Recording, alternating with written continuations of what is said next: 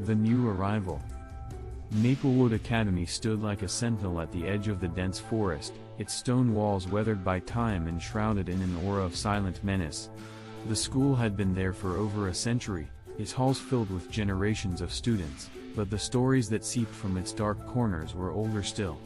It was said that Maplewood was a place where the past never died, where echoes of forgotten tragedies lingered, waiting for someone to listen. When Evelyn Walker arrived as a new student, the autumn wind bit at her cheeks, and the overcast sky seemed to press down on the gothic spires of the school. Her family had moved to the small town after her father's job relocated them, and Evelyn was starting her junior year late, the new kid in an old, closed-off world. The students at Maplewood were polite but distant, their smiles never quite reaching their eyes. As she walked through the stone corridors on her first day, Evelyn couldn't shake the feeling that she was being watched. The walls were lined with portraits of stern-faced headmasters and students in stiff uniforms, their gazes following her as she passed.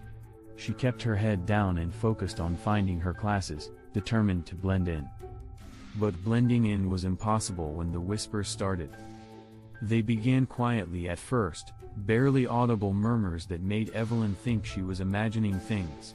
But as the days passed, the whispers grew louder, more insistent, filling her ears with half-heard words that seemed to come from the very walls. They called her name, urged her to listen, to pay attention to the shadows that danced just out of sight. One afternoon, after a particularly unsettling history class in which the teacher had lectured on the school's long and often tragic past, Evelyn found herself drawn to a part of the school she hadn't seen before. The hallways twisted and turned in ways that didn't seem possible, leading her to a narrow, spiraling staircase she was certain hadn't been there before. At the bottom of the stairs was a door, an old, heavy thing made of dark wood and iron.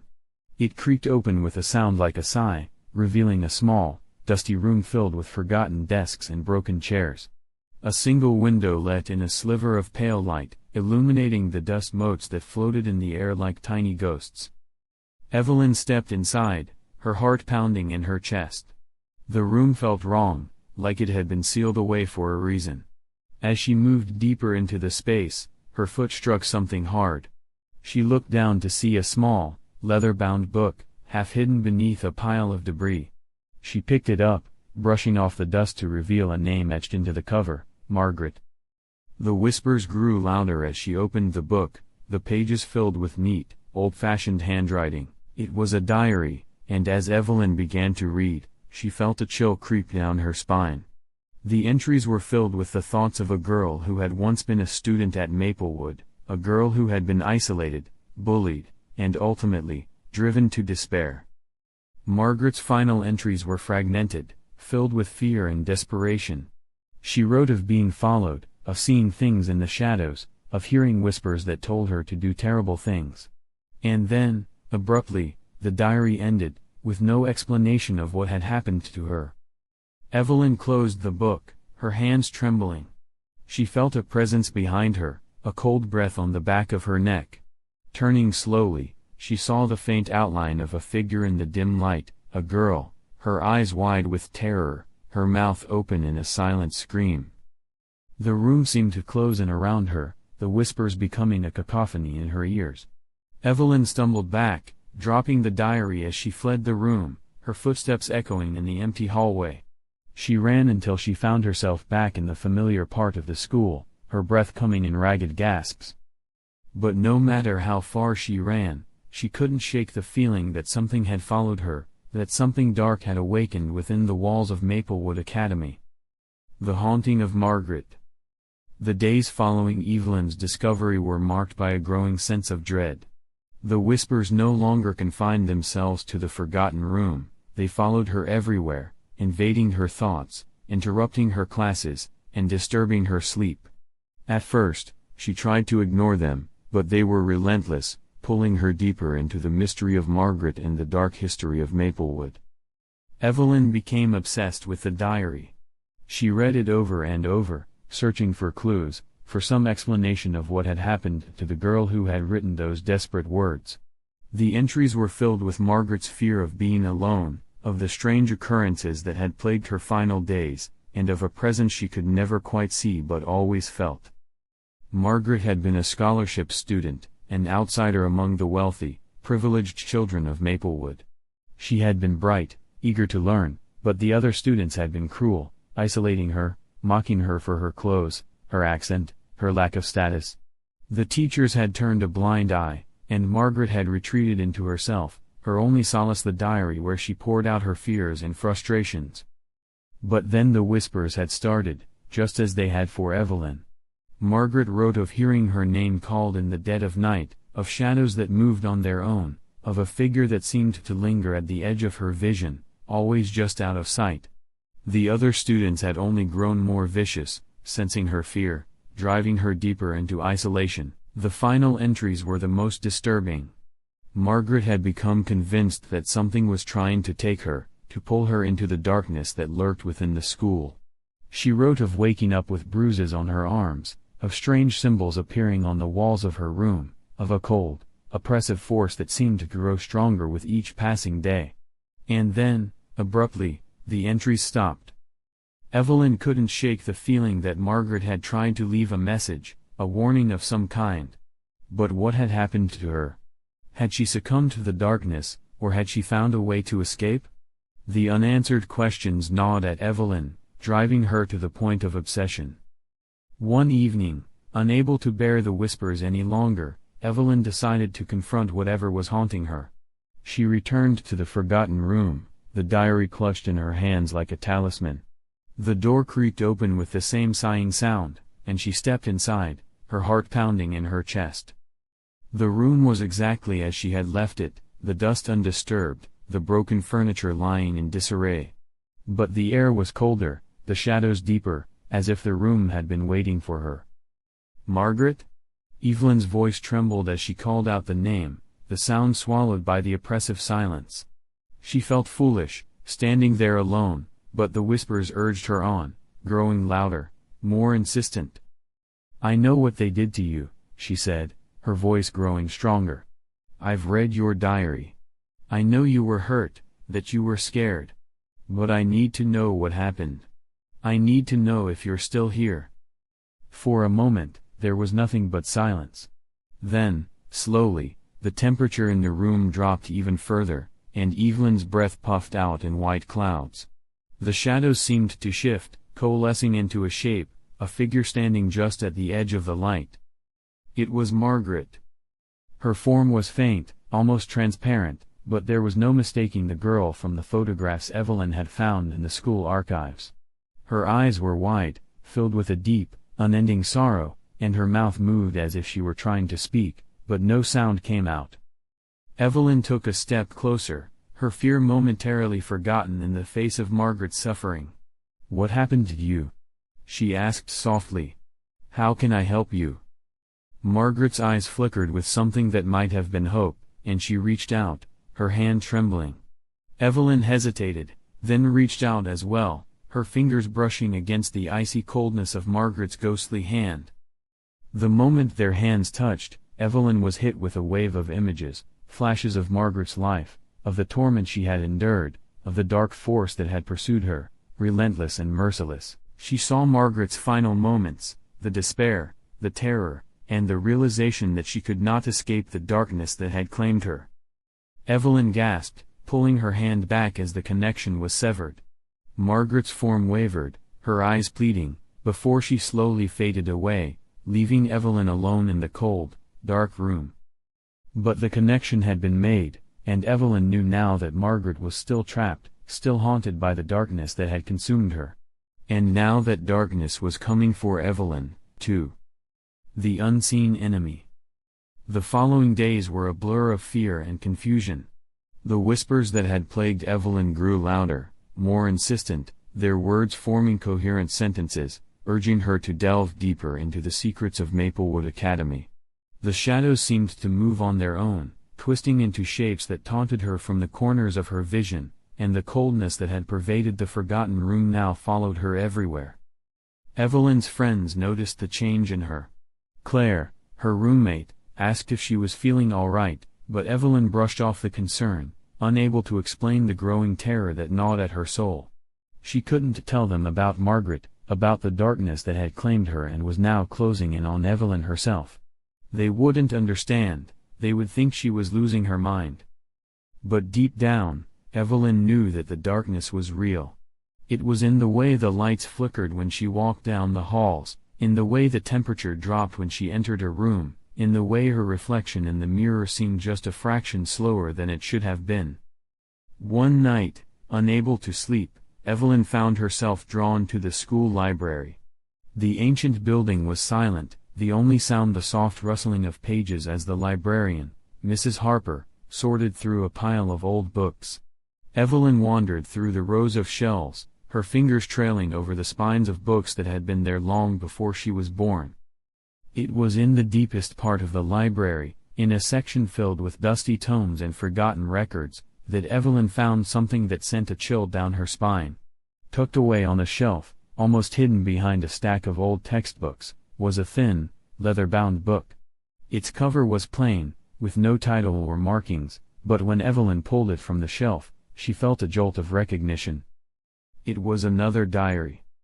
Her hand shook as she opened it, the pages yellowed with age. The handwriting was different from Margaret's, more hurried, more desperate. It belonged to someone else, another student who had attended Maplewood decades earlier. As she read, Evelyn felt a sense of dread settle over her. The diary belonged to a boy named Thomas, who had been a student at Maplewood long before Margaret. His entries spoke of strange occurrences, of voices that whispered in the night, of shadows that seemed to follow him, of a presence that he could never quite see but always felt. Thomas, like Margaret, had been driven to the brink of madness by the unseen force that haunted the school. He wrote of dreams filled with terrifying visions, of waking up to find symbols carved into the walls of his room, of feeling something cold and malevolent watching him at all times. His final entry was almost illegible, the handwriting shaky and erratic, filled with pleas for help, for someone to stop the darkness that was closing in on him. Evelyn closed the diary, her heart pounding. She felt as though she had uncovered a pattern, a cycle that had been repeating itself for decades. The darkness that had claimed Thomas had come for Margaret, and now it was coming for her. But why? What was this malevolent force that haunted Maplewood? And why did it target certain students, driving them to despair and, ultimately, to their doom? Evelyn knew she had to find out, but she also knew she was running out of time. The darkness was closing in, and she could feel its icy fingers brushing against her mind, trying to pull her into the same abyss that had claimed Thomas and Margaret. She couldn't let that happen. The abyss unveiled. Evelyn's search for answers took her deeper into the history of Maplewood Academy than she had ever intended to go. She spent hours in the library, poring over old records, forgotten letters, and obscure texts that chronicled the school's long and troubled past. The more she uncovered, the more she realized that Maplewood had always been a place of darkness, a place where the boundaries between the living and the dead were thin, almost non-existent. The school had been built on land that the local townspeople had long considered cursed, a place where strange things had happened even before the first stone of Maplewood was laid. There were stories of settlers who had vanished without a trace, of strange lights in the woods, of whispers in the wind that drove people mad. And then there were the stories of the school itself, of students who had disappeared, of teachers who had gone insane, of terrible accidents that had no logical explanation. Evelyn's research led her to a name that kept appearing in the darkest parts of Maplewood's history, Alistair Blackwood, the school's first headmaster. Blackwood had been a brilliant but secretive man, known for his interest in the occult and his experiments with the supernatural. There were rumors that he had used the students as subjects in his experiments, that he had summoned something from beyond the veil, something that had never left. The final piece of the puzzle came from an old letter Evelyn found hidden in a book in the headmaster's office. It was from Blackwood himself, written in the days before his mysterious disappearance. The letter was addressed to someone he called the Watcher, and it spoke of a ritual, a summoning that had gone horribly wrong. Blackwood had intended to bind a spirit to the school, to use its power to ensure Maplewood's success. But the ritual had gone awry, and instead of a benevolent spirit, something dark and malevolent had been unleashed, a force of pure evil that fed on fear, despair, and the souls of the innocent. Evelyn realized with growing horror that this force, this entity, had been the true master of Maplewood for over a century, feeding on the students it chose, driving them to madness and death. Thomas, Margaret, and countless others had fallen victim to its hunger, and now it was coming for her. But Evelyn was not about to let it win. She had something that the others had not, a knowledge of what she was up against, and a determination to end the cycle of terror once and for all. With the letter clutched in her hand, Evelyn returned to the forgotten room where she had first found Margaret's diary. The air was thick with an oppressive darkness, the whispers louder than ever, but Evelyn steeled herself against the fear that gnawed at her insides. She laid the letter on the floor and drew a circle around it with chalk, just as Blackwood had described in his writings. She began to recite the incantation, her voice trembling but firm, calling on the forces of light to banish the darkness that had taken root in Maplewood. As she spoke, the room seemed to come alive with a terrible energy. The walls shook, the shadows writhed, and the air grew colder, until it felt as though Evelyn was standing in the heart of a blizzard. But she continued, forcing the words out through chattering teeth, until at last, with a final cry, she spoke the name of the entity, its true name, the one that had been hidden for so long. The reaction was immediate and violent. The darkness exploded outward, a force so powerful that it knocked Evelyn to the ground. The shadows screamed, a sound of pure agony, and the air filled with the stench of burning flesh. Evelyn clutched her head, trying to block out the noise, as the darkness was torn apart by a blinding light that filled the room, burning away the shadows, the whispers, and the malevolent force that had haunted Maplewood for so long.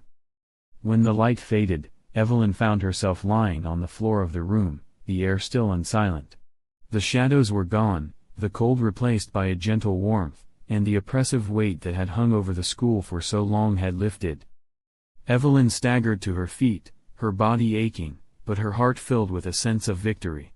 The darkness had been banished, the cycle broken, she had done what Thomas and Margaret could not, she had freed Maplewood from its curse. But as she left the room, the shadows now receding in her wake, she knew that the scars of the past would linger, both on the school and on her soul. The light in the dark.